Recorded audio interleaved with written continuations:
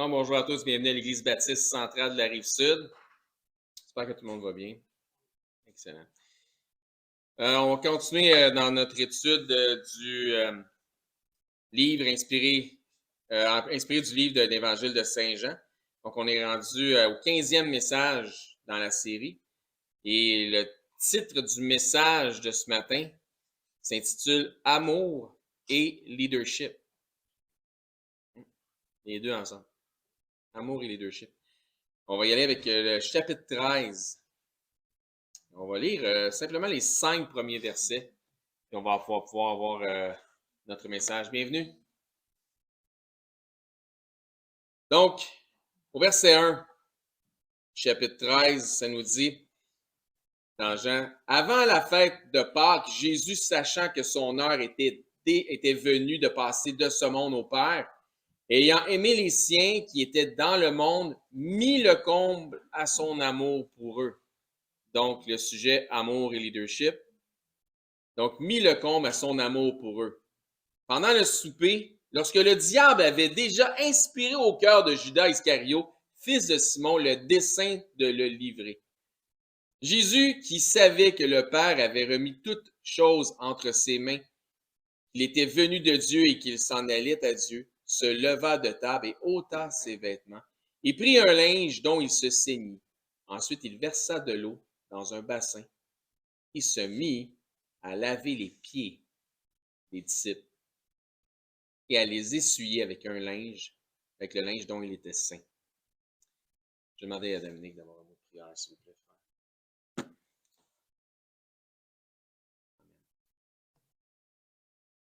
OK.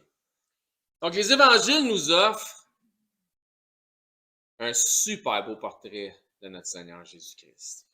Les 3 premiers évangiles, qui sont appelés les évangiles synoptiques, offrent des éléments similaires, imprégnés de quelques différences.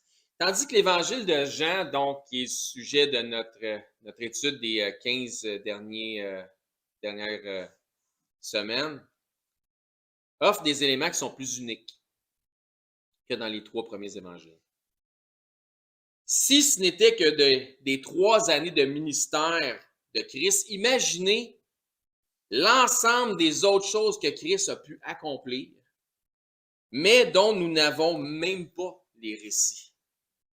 Il y a plein de choses qu'on ne sait pas, qu'on saura peut-être un jour au ciel. D'ailleurs, un peu ce que nous dit l'auteur de l'Évangile de Jean, dans son tout dernier verset de son dernier chapitre, il nous dit, au verset 25 du chapitre 21, Jésus a fait encore beaucoup d'autres choses si on les écrivait en détail. Je pense que le monde même ne put contenir les livres qu'on écrirait. C'est énorme. C'est énorme. Donc, non seulement de son ministère terrestre, mais aussi, quand on y pense, on parle de l'ensemble de la création. Parce que l'ensemble de la création dépend du Fils. N'est-ce pas? Quoi qu'il en soit, celui qui a pris part à la création va démontrer son amour, il va mettre le comble à son amour envers ses créatures, qui sont les hommes. Et leur montrer un exemple à ses apôtres, en fait, un exemple de leadership qui est incroyable, qui est grandiose, qui est incompris de ce monde. On ne verra pas le leadership ici, justement, tel que le monde peut souvent nous le présenter. Parce que Christ et le monde, c'est 2 affaires. Mais certains confondent même leadership et dictatorship. La vérité est que le leadership chez les autres, parfois, va effrayer, va faire peur aux dictateurs. Donc, le leadership des autres, souvent, effraie les dictateurs. Beaucoup de pseudo-pasteurs dans des assemblées soi-disant chrétiennes vont écraser les initiatives de leadership des autres par crainte que ça les fasse mal paraître. Le leadership leur fait peur quand ce n'est pas le leur. C'est un des signes du dictatorship. Un vrai dirigeant va toujours encourager la bonne initiative. Le mot leader se traduit par dirigeant, c'est absolument pas péjoratif. Certains démonisent ce terme de dirigeant comme si ça signifiait qu'il y a quelqu'un qui tient un fouet pour motiver ou plutôt terroriser ses troupes ou terrasser ses troupes. Pas vraiment ça. Qu'on le veuille ou non, les leaders ont toujours été, ce sont eux qui initient des projets, qui rassemblent des alliés, qui partagent leur vision, qui ouvrent la voie, qui montrent le chemin, etc. Le monde a ses principes de leadership, mais les véritables principes de leadership, selon la vérité, les véritables principes de leadership se retrouvent à l'intérieur des Écritures. Mais le monde a ses principes, mais les véritables principes de leadership se retrouvent dans les Écritures. Et ces principes-là défient les principes du monde. Même que la parole de Dieu nous offre les deux côtés de la médaille en termes de leadership. Le bon exemple et le mauvais exemple. Donc, l'exemple leadership véritable, l'exemple dictatorship. Au départ de certains enseignants, le leadership dans une assemblée n'est pas offert qu'à la position du fameux pasteur ou l'ancien. Je répète, là, parce que c'est super important. Là. Au départ de certains enseignants dans certaines assemblées, le leadership n'est pas offert qu'à la position du pasteur ou de l'ancien. Tous dans l'assemblée peuvent faire preuve de leadership. Chacun d'entre nous, chacun d'entre vous. Le leadership n'est pas réservé qu'à ceux qui parlent en avant. Je vais même vous dire quelque chose qui peut sembler contre-intuitif.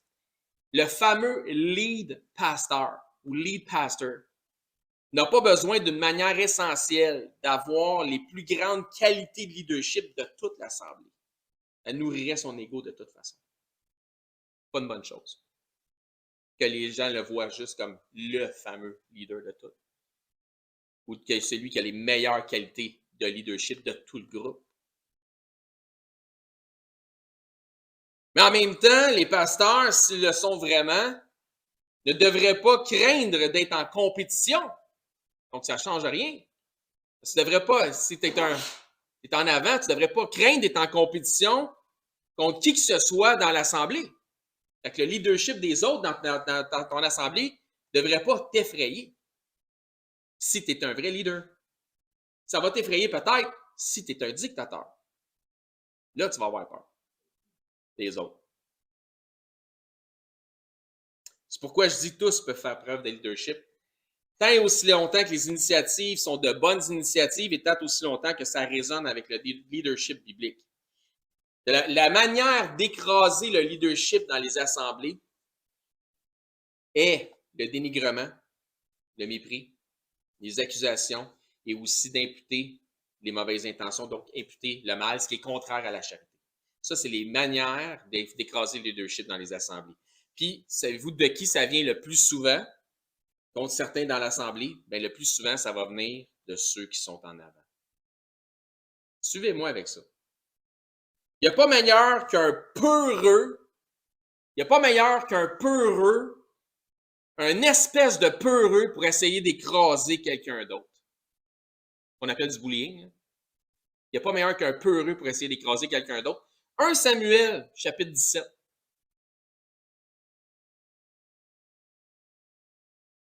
Justement, on va regarder l'exemple d'un peureux qui essaie d'écraser le leadership d'un autre, de peur de mal paraître. Je vous ai dit que la Bible nous donne les deux exemples. On va regarder ça. Donc, en manquant de charité, un peureux va écraser le leadership d'un autre en lui imputant de mauvaises intentions, en le dénigrant, etc. 1 Samuel 17, 26, hein, c'est dans l'instance où David s'apprête à aller combattre Goliath. Verset 26 dans 1 Samuel 17, David dit aux hommes qui se trouvaient près de lui, « Que fera-t-on à celui qui tuera ce Philistin? » Hein, son intention était déjà claire. Il ne va pas juste y faire mal. Et qui ôtera l'opprobre de dessus Israël. Qui est donc ce Philistin, cet incirconcis, pour insulter l'armée du Dieu vivant?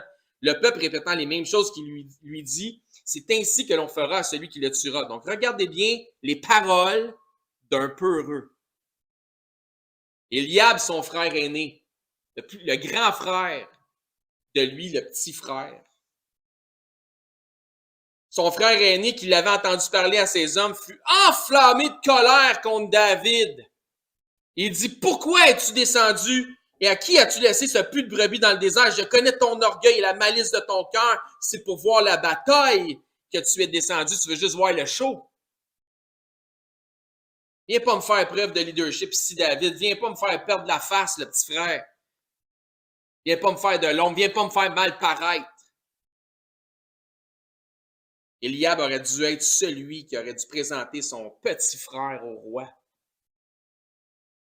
Mieux que ça, puisque tout le monde avait peur à la vue de Goliath, c'est Saül lui-même qui aurait dû prendre les armes puis utiliser son leadership pour aller combattre le Philistin avec la foi, la même foi que David avait, la même foi était disponible pour Saül ou Eliab. Mais l'histoire nous révèle que Saül a aussi été effrayé par le leadership de David, n'est-ce pas? Ceux qui connaissent l'histoire. Saül avait remarqué que David avait toute l'admiration du peuple à cause de ses qualités de leadership. Il a dit, il ne lui manque plus que la couronne, il ne lui manque plus que la royauté. Celui qui a du véritable leadership ne craint pas le leadership des autres.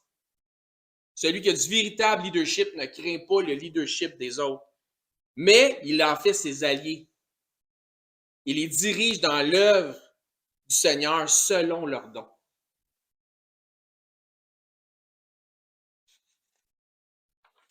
Saül aurait aussi dû chanter les 10 000 de David. Et se réjouir d'avoir quelqu'un comme David dans son équipe. L'expérience me révèle que il y a plusieurs Saül derrière les lutrins dans les églises de type évangélique au Québec. Plusieurs Saül. C'est pathétique et triste. Le Saül n'aime habituellement pas être défié sur ses théologies ou ses perspectives. Il sent ça comme une menace. Ou voir un membre dans son assemblée avoir trop de connaissances bibliques ou spirituelles. Ça le défie. Il perd la face. Si un membre a le malheur d'aller poser une question, non pas à lui, mais à un autre membre qui semble avoir de la connaissance, ben il sent que c'est comme si son autorité, là, ça va aller mal, parce que c'est comme si son autorité est menacée. Son leadership est menacé. Parce qu'il y a quelqu'un d'autre qui a de la connaissance dans l'Église. La ligne peut parfois être mince, très mince, entre le leadership et le dictatorship. Il y a un coup que cette ligne est franchie. Dieu résiste aux orgueilleux. Un coup que cette ligne est franchie, ça peut être très difficile de revenir en arrière, de faire amende honorable et d'admettre que tu as dépassé la ligne devant ton assemblée. Il y a une manière de canaliser tout ça. Je veux dire, s'il y a quelqu'un qui a une bonne position doctrinale dans l'assemblée, que les gens lui posent des questions, puis qu'il donne les bonnes réponses, je vois pas ce qui est où le problème. Amen! Alléluia! Génial! C'est super! Je le répète, le ministère n'est pas l'affaire d'un seul homme. Une histoire, c'est une affaire d'équipe. Tout le monde peut édifier l'autre. On doit s'édifier les uns les autres. C'est certain, il en va de soi que tu ne laisses pas quelqu'un venir créer une clique avec une doctrine qui est contraire aux Écritures. Il faut toujours avoir du discernement dans l'application des choses. Je ne parle pas ici de Lou, de Jézabel, ça c'est une autre histoire. Je parle de quelqu'un qui, je ne parle pas non plus de quelqu'un qui est juste de passage, tu sais, puis il ne reverra plus. Je parle de quelqu'un qui a un véritable sentiment d'appartenance à l'Assemblée. Quelqu'un qui fait partie de l'Assemblée, qui démontre du leadership, de la connaissance spirituelle, de la connaissance biblique. Gloire à Dieu pour ça. Peu importe c'est qui dans l'Assemblée. Gloire à Dieu. Je vais me permettre de faire une parenthèse. Le sentiment d'appartenance à une assemblée est très, très, très, très important. Et je vous dis, là, c'est absolument primordial. Si jamais vous voulez un exemple de quelqu'un qui n'avait pas un réel sentiment d'appartenance, Vous allez pouvoir trouver cet exemple-là dans la personne de Judas l'Iscariote. Il faut que ça soit clair pour tous. Ici, c'est mon assemblée. Ici, c'est mon groupe. Ici, c'est ma famille. Ici, c'est mon Église. Puis ce que je dis là, je vous le dis, ce n'est pas une lubie de prêcheur, mais c'est selon la volonté de Dieu. Et quiconque s'oppose à la volonté de Dieu pêche. Le sentiment d'appartenance à ton corps local devrait être un automatisme pour tous ceux qui souhaitent obéir à celui qui dit « aimez-vous les uns » ou qui dit « aimez-vous les uns les autres ». Parce que lorsqu'il a dit ça, ils étaient les uns avec les autres. Donc, retournons dans notre texte, on y reviendra. Dans notre texte d'ouverture. Jean 13, verset 5. Ensuite, Jésus, il versa de l'eau dans un bassin et il se mit à laver les pieds de ses disciples et à les essuyer avec le linge dont il était saint. Verset 6. Il vint donc à Simon-Pierre et Pierre lui dit, « Toi, Seigneur, tu me laves les pieds? » Jésus lui répondit, « Ce que je fais, tu ne le comprends pas maintenant, mais tu le comprendras bientôt. » Et retenez ce qu'il dit ici, Jésus, « Tu ne le comprends pas maintenant, mais tu le comprendras bientôt. » Retenez ça. Pierre lui dit, « Non! » Il va prouver qu'il ne comprend rien. « Non, tu ne me laveras pas les pieds. » Jésus lui répondit, « Si je ne te lave, tu n'auras point de part avec moi. » Point de part avec moi. C'est intéressant. Je ne pense pas faire ici une mauvaise interprétation des choses si je dis que je crois que Jésus exprime à Pierre, c'est qu'écoute, tu es déjà sauvé. Tu es sauvé, Pierre. Mais tu vas me tu vas me laisser te laver les pieds. Non seulement tu vas me laisser te laver les pieds, mais tu vas vouloir que je te lave. Verset 9. Simon-Pierre lui dit, Seigneur, non seulement les pieds, mais encore les mains, la tête. Jésus lui avait bel et bien dit, tu ne comprends pas la signification de ce que je vais te faire. Pierre, manifestement, ne comprenait rien. Là, il dit, écoute, je veux tellement avoir part avec toi. S'il faut que je te laisse me laver les pieds pour avoir part avec toi, je veux que tu me donnes un bain au complet. Jésus lui dit, celui qui est lavé, donc celui qui est sauvé, n'a besoin que de se laver les pieds pour être entièrement pur. Celui qui est lavé n'a besoin que de se laver les pieds pour être entièrement pur. Et vous êtes purs. Donc, vous êtes sauvés. Mais non pas tous. Il y en avait un qui ne l'était pas. On commence à comprendre un peu plus l'aspect spirituel de ce que Jésus vient de faire ici, qui est une démonstration de leadership. Il les aime, mais le comble à son amour et démontre son leadership incroyable, une démonstration de leadership incroyable en étant lui, Seigneur et Maître, et en leur lavant les pieds. Ce que Jésus leur fait, c'est une parabole en action. Donc, au lieu d'être en parole, c'est une parabole en action, c'est métaphorique. Celui qui est lavé, encore une fois, je me permets de transposer, celui qui est lavé de ses iniquités, donc celui qui a reçu le salut par la foi en Jésus-Christ, celui qui est sauvé n'a pas besoin d'être sauvé une deuxième fois, n'est-ce pas? Puisque le Dieu parfait, lorsqu'il sauve quelqu'un, sauve parfaitement. Une fois sauvé, toujours sauvé. Encore une fois, lisons le verset 10. Ça dit là, Jésus lui dit, celui qui est lavé n'a besoin que de se laver les pieds pour être entièrement pur.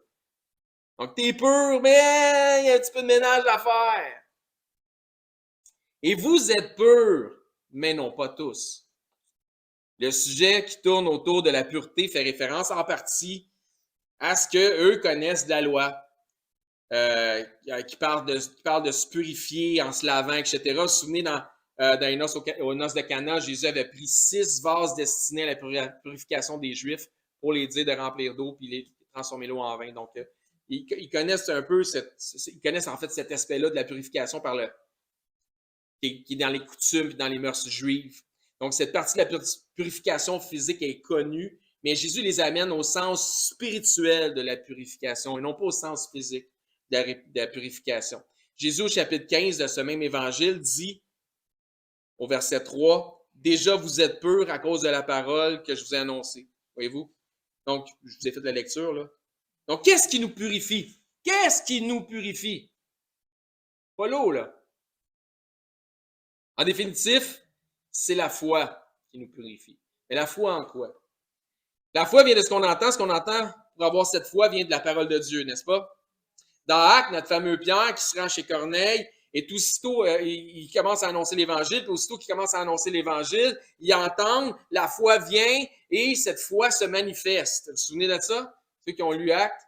Des lustres plus tard, dans Acte 15, Pierre parle de ce qu'il a vécu chez Corneille, et il dit des païens dans Acte 15, 9, Dieu n'a fait aucune différence entre nous, donc les Juifs, et eux, les païens, ayant purifié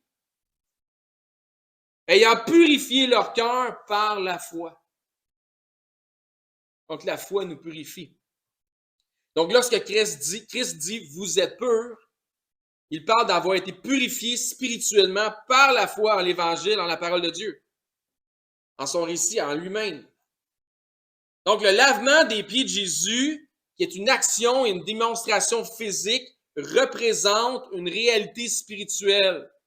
Le lavement des pieds que Jésus performe, c'est une action physique. Il enlève son vêtement, il se ceint d'un linge, il prend une bassine, il se penche devant eux, bien sûr. Il se met à leur laver les pieds. Donc, c'est une action physique, une démonstration physique qui représente une réalité spirituelle. C'est comme une parabole, comme je disais, mais en action, au lieu d'être seulement en parole. Nous pouvons aussi déjà tirer la conclusion que l'eau que Jésus utilise pour laver les pieds des disciples représente la parole de vérité.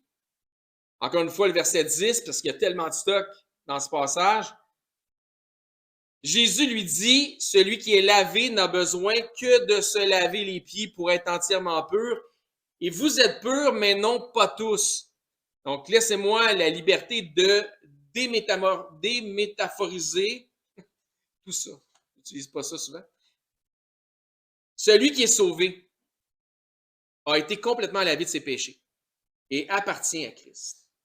Mais celui-ci, puisque physiquement, Christ le laisse dans le monde, non pas qu'il fait partie du monde, mais il le laisse dans le monde et dans une chair corrompue, continuera à marcher dans ce monde et à se salir les pieds, veut pas, éventuellement, dans le péché ou par le péché.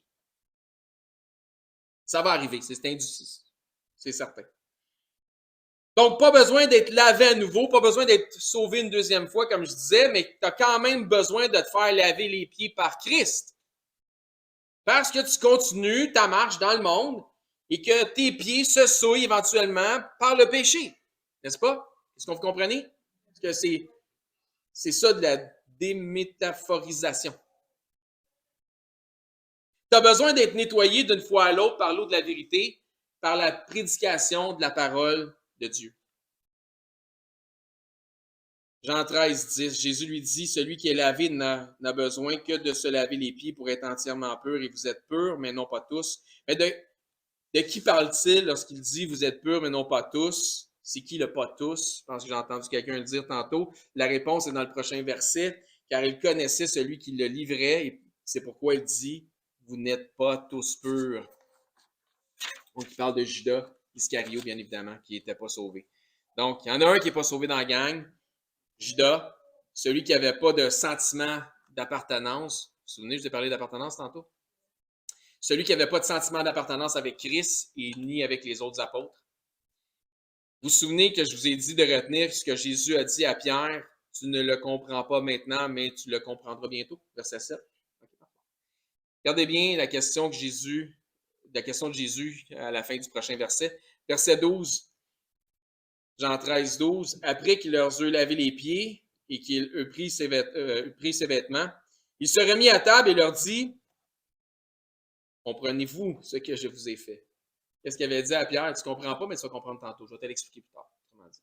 Comprenez-vous ce que je vous ai fait? J'espère dans tous les cas que vous qui écoutez ce message aujourd'hui, que vous comprenez mieux l'exemple que Jésus a donné à ses apôtres en leur lavant les pieds. J'espère que vous comprenez. Comprenez-vous? Êtes-vous certain?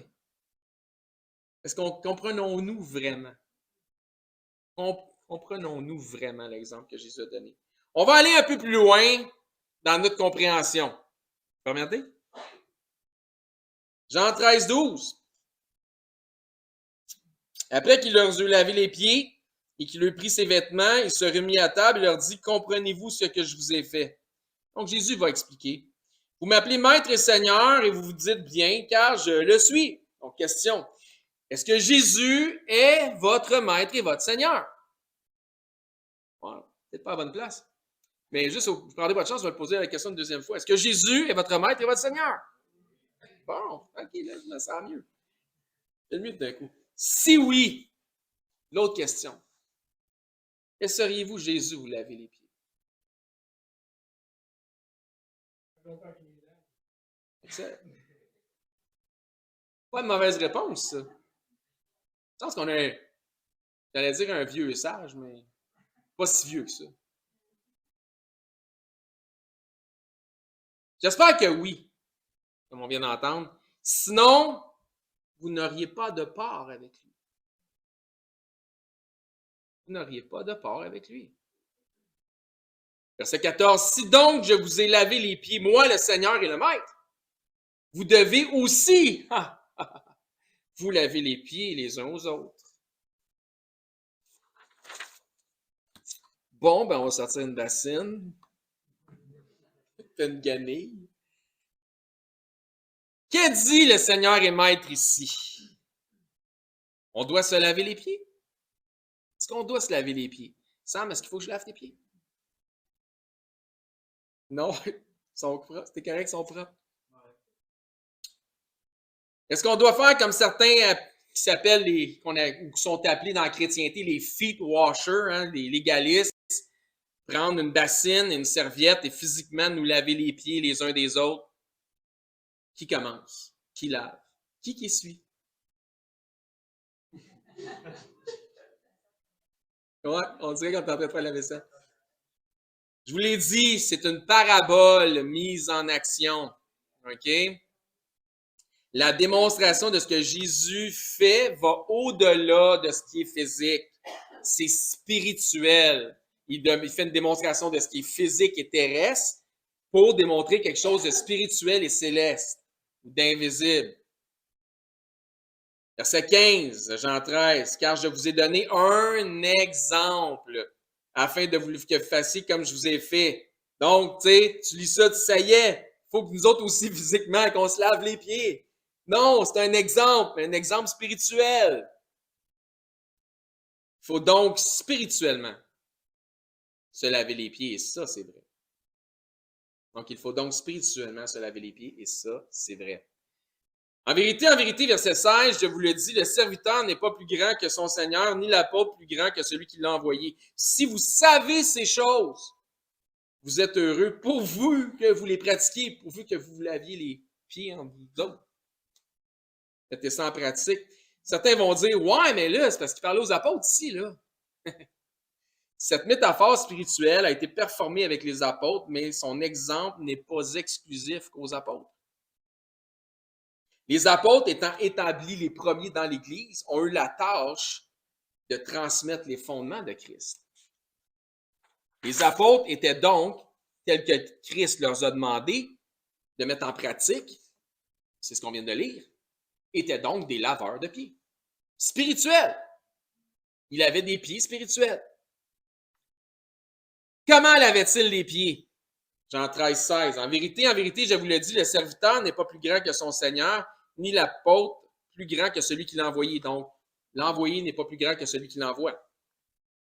Jésus a envoyé les apôtres, les premiers en autorité, après lui-même, pour laver les pieds, ou laver des pieds spirituels. Dans Luc, chapitre 22. Ce que Jésus a enseigné ici est celui qui est le plus grand en autorité est aux pieds de tous, étant serviteur de tous. Ça, c'est l'exemple de leadership qu'il vient de donner. Celui qui est le plus grand en autorité est aux pieds de tous et serviteur de tous. Donc, chapitre 22 de Luc, verset 24, c'est à peu près dans le même timing que notre chapitre 13 de Jean. Il s'éleva aussi parmi les apôtres une contestation, lequel d'entre eux devait être estimé le plus grand. Jésus leur dit, les rois des nations les maîtrisent et ceux qui les dominent sont appelés bienfaiteurs, leadership du monde. Donc, le leadership du monde, on va voir ici, versus le leadership chrétien. Voyons le prochain verset, verset 26. Qu'il n'en soit pas de même pour vous. Donc, n'appliquez pas le leadership du monde. Donc, appliquez le leadership chrétien. Mais que le plus grand parmi vous soit comme, pas le, mais comme le plus petit, par choix, par décision personnelle. Tu sais que tu connais ton rang et ta position, mais tu te fais le plus petit. Et celui qui gouverne comme celui qui sert. Car quel est le plus grand, celui qui est à table ou celui qui sert? N'est-ce pas celui qui est à table? Et moi, cependant, je suis au milieu de vous comme celui qui sert. Maintenant, je vous pose la question, avez-vous bien compris l'exemple de Christ? Si vous avez bien compris, vous avez donc aussi compris ce que nous faisons ici semaine après semaine, dimanche après dimanche. Qu'est-ce qu'on fait? Ceux qui vous enseignent ici, ceux qui vous exhortent, qui vous prêchent derrière le lutrin, sont donc à votre service. C'est pour vous autres que c'est fait. Je n'ai pas besoin d'enseigner ce que je sais déjà. Mais j'ai besoin de vous transmettre ce que vous avez besoin d'entendre. C'est ici que vous devez venir pour vous faire laver les pieds.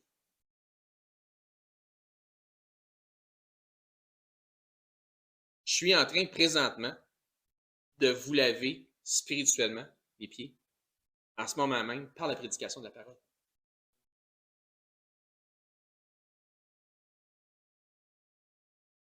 Vous avez été sauvés. Gloire à Dieu. Vous avez été nettoyés. Mais chaque semaine, nous marchons dans le péché. Des péchés qu'on ne soupçonne même pas. Des fois, on pêche, mais on ne s'en rend pas compte. Des fois, on pêche, puis on s'en rend compte. Donc, ce n'est pas un luxe ou une option que de venir à l'Église. C'est une nécessité. Ce n'est pas un luxe, ce n'est pas une option. C'est une nécessité.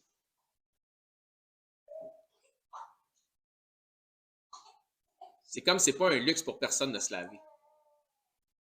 Vrai? Principalement les pieds. Mais ce n'est pas un luxe pour personne de se laver.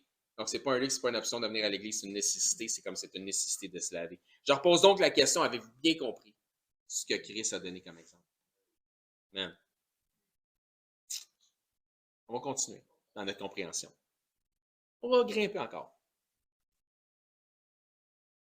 Jésus a dit à Pierre, si je ne te lave, tu n'auras point de part avec moi. Le sens de tu n'as pas de part ne veut pas dire que tu vas perdre quelque chose comme perdre une récompense ou perdre un héritage. Le sens veut dire tu ne fais pas partie de moi. Si je ne te lave les pieds, tu n'as pas de part, tu ne peux pas avoir de part avec moi. Tu ne fais pas partie de moi. C'est pourquoi je vous ai dit plus tôt que l'importance du sentiment d'appartenance au corps local, qui est la représentation de Christ, n'est pas une lubie du prêcheur, mais une exigence de notre Seigneur et Maître. C'est une des raisons qui m'inquiète de ceux qui négligent l'Assemblée. Je ne veux pas être mon réalisateur, mais je vais vous dire la vérité dans l'amour. Si tu ne veux pas te faire laver les pieds par la prédication de l'eau de la parole ou de la vérité, de la parole de Dieu, as-tu vraiment part avec Christ? On l'a tout dit tantôt. Si je disais, hey, si Jésus voulait vous laver les pieds, vous laisseriez vous laver les pieds, vous avez tout dit oui, pas le choix. Hein? Parce que sinon, tu n'as pas de part avec. Ouais, mais je ne tente pas d'aller à l'église me faire laver les pieds spirituels.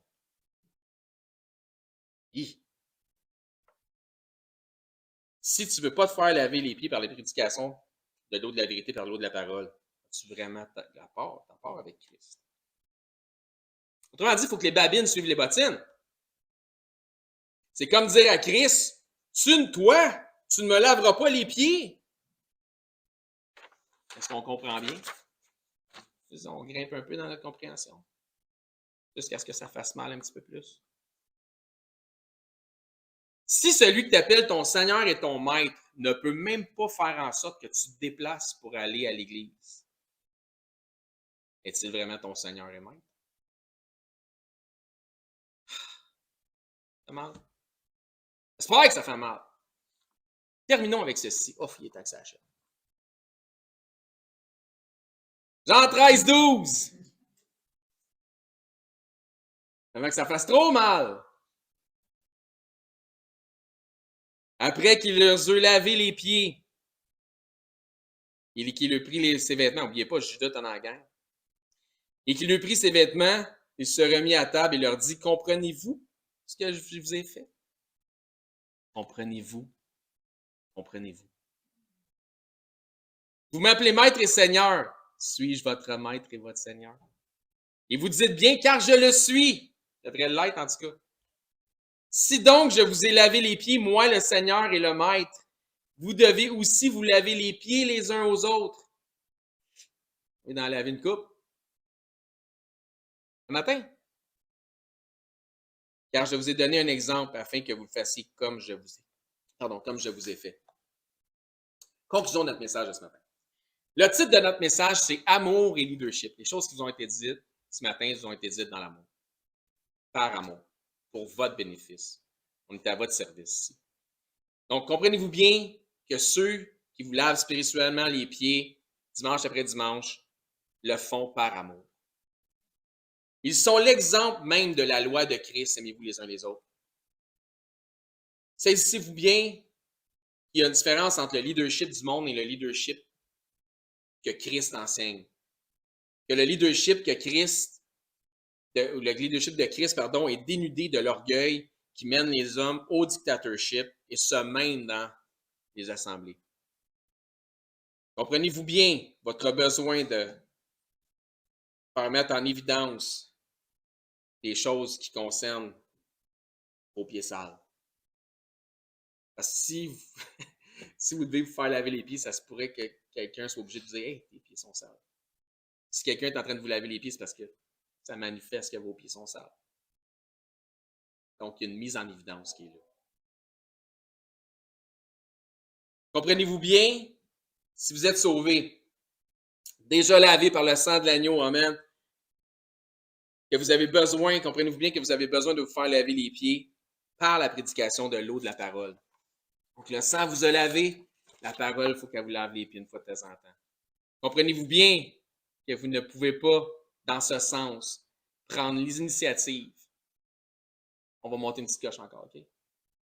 Comprenez-vous bien que dans ce sens, vous ne pouvez pas prendre l'initiative, dans ce sens, de vous laver les pieds vous-même, tout seul. Il faut que quelqu'un d'autre vous lave les pieds. C'est ça l'exemple. Jésus n'a pas donné comme exemple, va te laver les pieds tout seul. Apprends quelqu'un d'autre. Il faut que tu sois avec quelqu'un d'autre. Vous devez vous laisser laver par la parole. Vous devez vous laisser laver les pieds. Comprenez-vous bien l'importance du sentiment d'appartenance dans cette optique.